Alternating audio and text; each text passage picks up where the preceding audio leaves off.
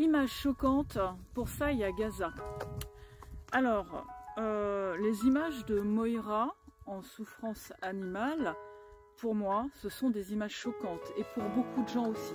Alors là, ce n'est pas Moira, ici c'est Orissa, la fille de Moira, qui a 11 mois. Moira va mieux, beaucoup mieux. Je vous redonnerai des nouvelles cette semaine de Moi Moi.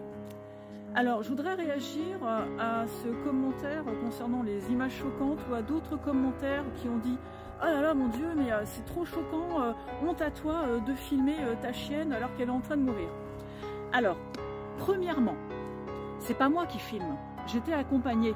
Moi, pendant ce temps-là, je m'occupe de Moira, je conduis Moira aux urgences. Et en plus, ici, il y a 20 bonnes minutes pour aller à la clinique vétérinaire la plus proche en urgence. Donc à un moment, on voit Moira qui est pas très bien à nos pieds dans la voiture. Et là, il y a quoi même pas 10 secondes de filmer sur 20 minutes de trajet, alors, enfin 20 km de trajet.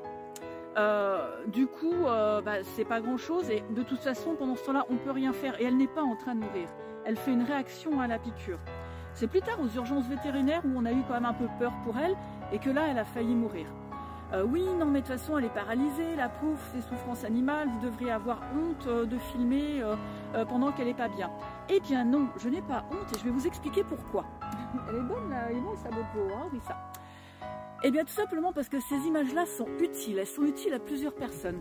D'abord, les images que nous filmons lorsque un chien fait une crise, que ce soit une crise d'épilepsie, une crise d'ataxie ou une attaque neuroleptique, c'est utile pour le vétérinaire. Parce que quand on arrive aux urgences vétérinaires, il peut y avoir 10 minutes de trajet, 20 minutes de trajet, 30 minutes de trajet. Dans ce laps de temps-là, la crise, elle peut s'estomper. Et du coup, quand on arrive chez le vétérinaire, parfois le chien, il est mieux. Donc du coup, il est important pour le vétérinaire de voir ces images. Ensuite, ces images sont aussi importantes pour qui? Pour les élevages. Moi, je suis éleveuse. C'est mon métier. J'ai fait mes études pour ça. Je suis diplômée d'État en élevage canin. C'est un vrai métier avec ses filières, ses diplômes, ses cursus.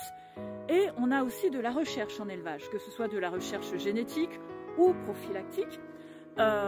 Du coup, ces images-là sont importantes. Donc ces images-là vont peut-être montrer et me permettre de montrer aussi à des collègues éleveurs, que ce soit en France ou à l'étranger, attention, sur cette race-là, il y a une sensibilité avec les piqûres de frelons, les piqûres de guêpes. Regardez dans certains cas extrêmes ce que ça peut donner. Donc ces images-là sont aussi importantes pour prévenir les collègues éleveurs, mais elles sont aussi importantes pour prévenir les gens. D'ailleurs, avec la vidéo TikTok, beaucoup de gens étaient surpris de voir cette réaction-là et pensaient ça même pas possible. Donc du coup, ces images-là ont permis aussi d'apprendre à des gens, ah bah oui, en fait, un chien il peut faire une réaction comme ça.